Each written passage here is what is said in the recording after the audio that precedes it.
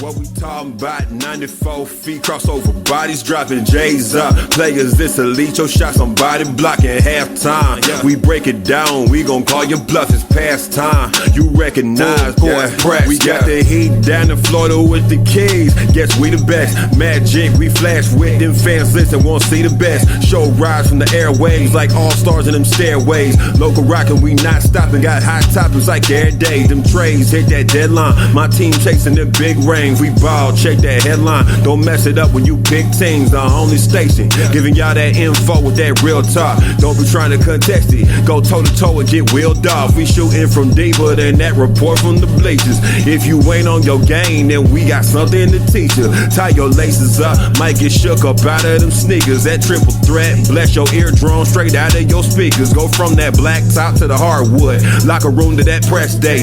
Got the scoop on them contracts, new prospects and best plays. NBA defined by the grind, in between the lines, full court pressing, finessing, redesign. What we talking about? 94 feet, crossover bodies dropping J's up. Good morning, basketball world. This is the Around the Association podcast for the day before Thanksgiving edition, and what we'll be thankful for. I'm your host, Danny Thompson, checking in with you on this wonderful Wednesday morning.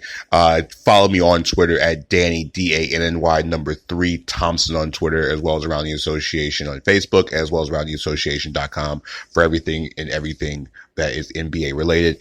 Big shout out to our friends at Trackaholics and my man Cam James. Yes, we decided to switch it back after a few weeks of getting some feedback. We decided to go back and do a little different with the theme song. We're going back to the full court press theme song produced by the Trackaholics. So checking in with you. This was an interesting night in the NBA. It was only 2 games last night. So with the 2 games in the NBA, there's not too much detail going into the games last night, but we are going to go into it. So really last night was led off by before we get into last night's action, follow the show on Twitter. Or follow the show on every place that you're going to find social media and also podcasting. So everywhere from iHeartRadio down to iTunes. Download the show on Spotify. Download the show on Spreaker, Podcast Addict, Podomatic. Any place you can find podcasts, you will find this one as well too. So let's talk NBA action on Tuesday night. There was only 2 games on the schedule last night. One of them was capped at 2 games that are actually pretty good games. One, the game of the night was out in Dallas. The LA Clippers and the Dallas Mavericks took on each other. Both teams with 5-game winning streaks. Clippers took care of business 114-99 over the Mavericks. This was a game that was dominated by the defense. The Clippers held Luka Doncic under 30 points and 10 assists for the first time, it seems like, all season. They came in from the very beginning. After Porzingis knocked down a 3-pointer early, they all did a defensive effort against Doncic. Doncic finished the game last night only with 22 points. But the 22 points he had last night was a hard-working 22 points. He shot 4-14 from the floor, 0 of 8 from the 3-point line. Patrick Beverley was in his face most of the game.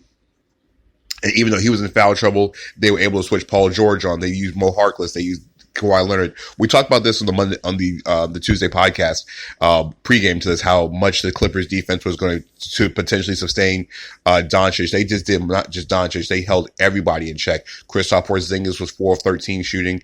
The Mavericks only shot 38% from the floor. And like I said, they did most of their damage on the free throw line, but this was a full-fledged defensive effort by the Clippers.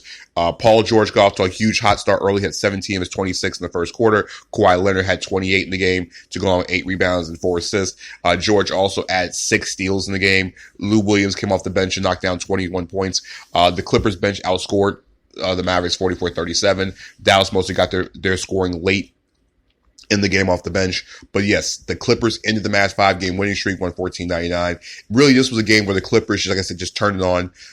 Defensively, they just literally just held off and just blitzed and attacked. This is the Clippers team that we all expected to see from the start of the season when everybody got healthy. You know, the Clippers didn't have Paul George for about the first almost month of the season as he would recover from shoulder surgery. He also had Kawhi, who was playing with load management, and you had guys who were just in and out of the lineup for the Clippers. Landry Shamet, among other guys, still completely not healthy. But this is the Clippers team that we expected. This team, when they lock in defensively, they will lock down. The Mavericks 5-game winning streak is over, and you have to and Dallas has to figure out other ways to find other offense other than Doncic. Kristaps Porzingis did shoot 4-14. He only had 15 points. He's got to take a more offensive role. Tim Hardaway Jr. They've got to find other guys who can score consistently. And not to mention Doncic. He had 7 turnovers last night. Mavericks had 20 as a team. It really wasn't a pretty effort.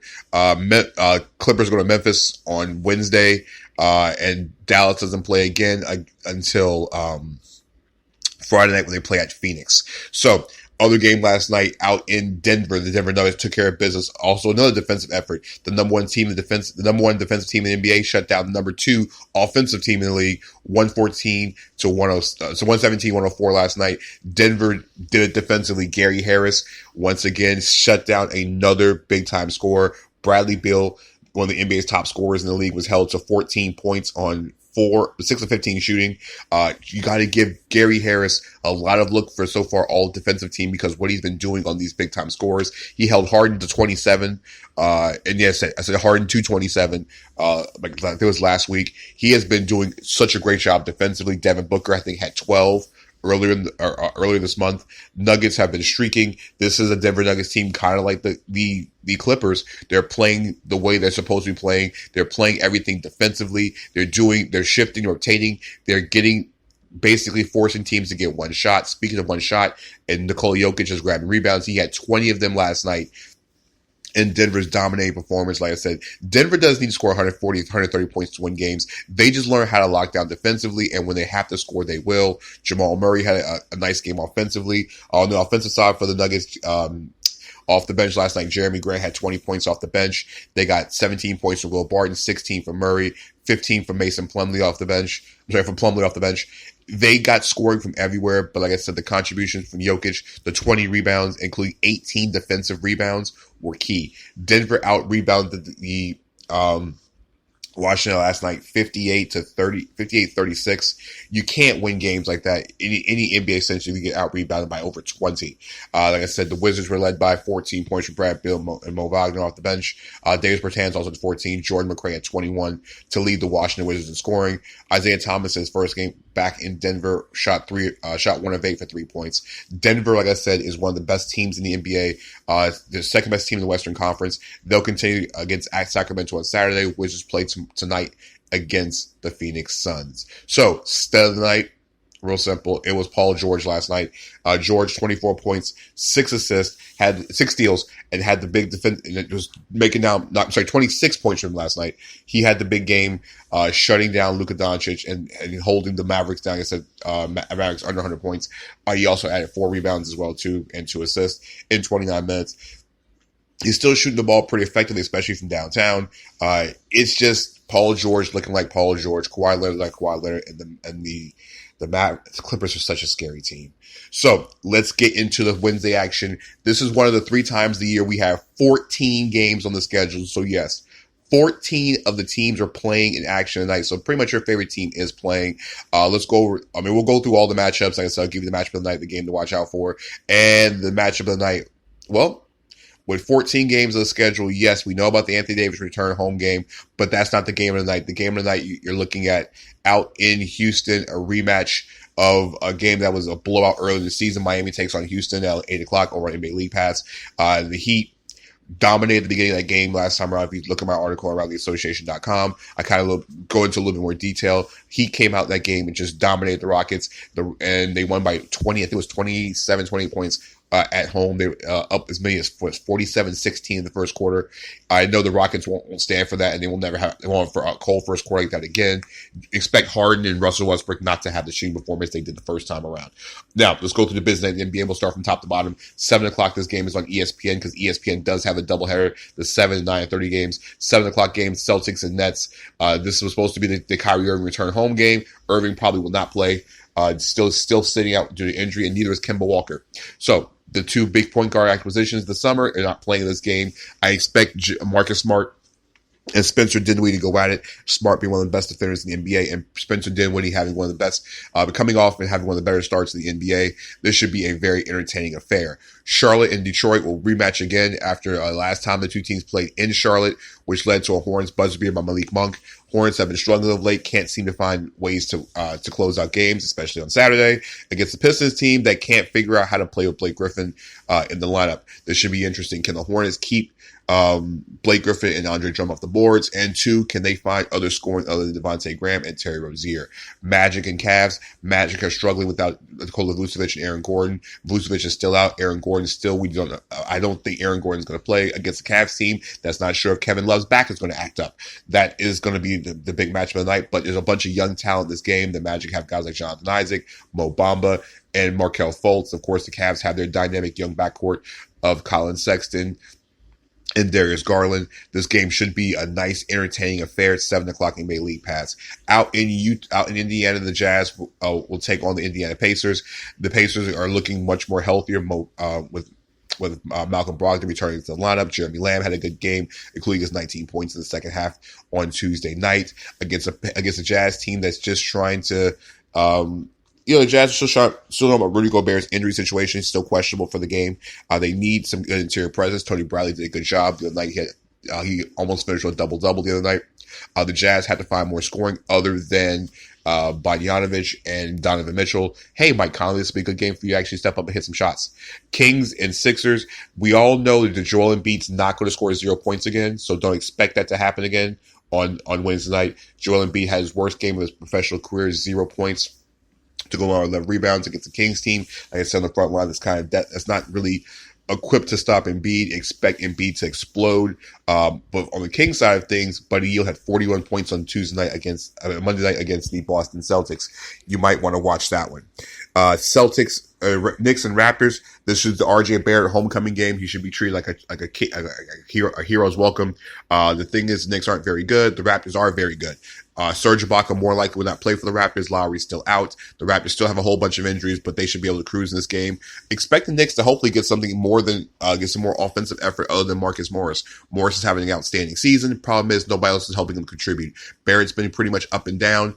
Julius Randle's had his moments. Mitchell Robinson can't seem to stay out of foul trouble. And of course, we all know the Knicks point guard situation. Even though Frank Ntilikina is playing some pretty good point guard for the Knicks, the Raptors have been getting a lot of offensive contribution from Pascal Siakam and Fred VanVleet. But I do like Terrence Davis this game as a sneaky play for playing fantasy today. Clippers and Grizzlies. Clippers are not back-to-back. Grizzlies are playing some exciting basketball. Jaren Jackson might have his best offensive game of his career the other night. I think he had 28 points on Monday night. Also knocked out some three-pointers against the Clippers team that went in last night, like I said, and just systematically dismantled the Dallas Mavericks defensively. Let's see how much of a load management issue becomes tonight. Clippers are on back-to-back. Paul George and Kawhi Leonard could be potentially out for this one. Not saying that I've heard anything, but it is load management nowadays. But we don't want to call it that. It's called, making sure guys are completely healthy. Grizzlies could sneak up on the Clippers, especially in the back-to-back on this one. Out in Milwaukee, Bucks and Hawks will take center stage at 8 o'clock on NBA League Pass.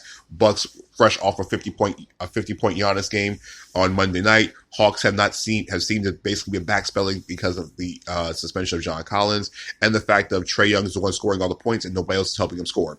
The Bucks should be able to run up and down the court, and especially if Trae Young struggles, this game could get ugly early. Spurs and Timberwolves and Spurs. Spurs are still reeling.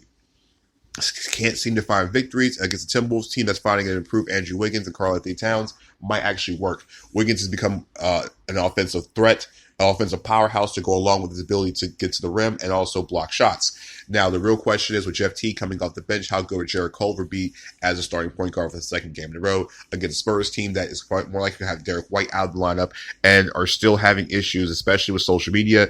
DeMar DeRozan and DeJounte Murray have basically started unfollowing the team and players on the roster. Let's see how this turns out.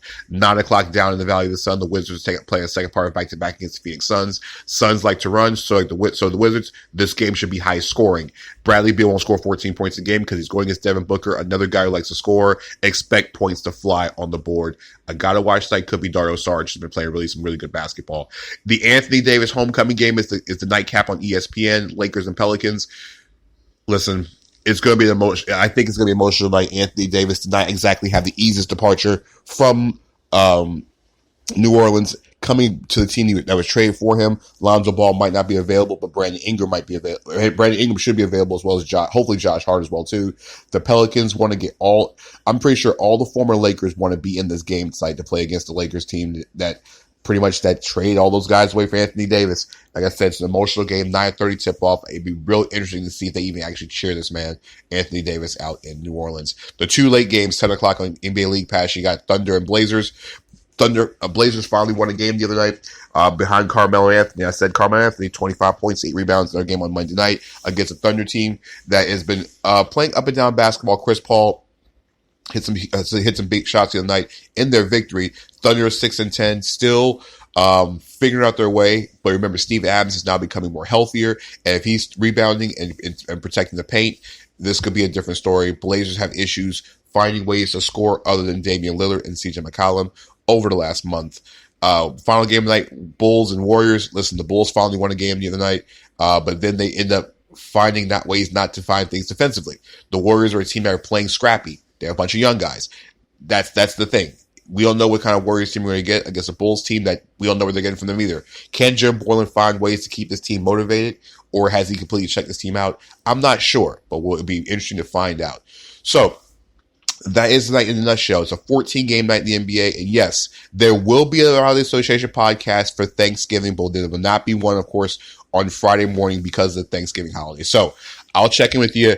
A 14-game schedule in the NBA Wednesday night. There's going to be some studs. There's going to be some duds. We'll go over all of them in a little bit of a longer podcast for Thursday because it is, a longer schedule. So I'll check you guys out. But before I check out, check me out on Twitter at DannyDANNY 3 Thompson on Twitter, as well as Around the Association on Facebook. Follow us everywhere you're going to podcast to be fine. Subscribe to the podcast on iHeartRadio, iTunes, Spreaker, Spotify, Podcast Addict, everywhere you can find podcasts. So I'll check in with you guys tomorrow. This is Dan Thompson from the Association. Peace.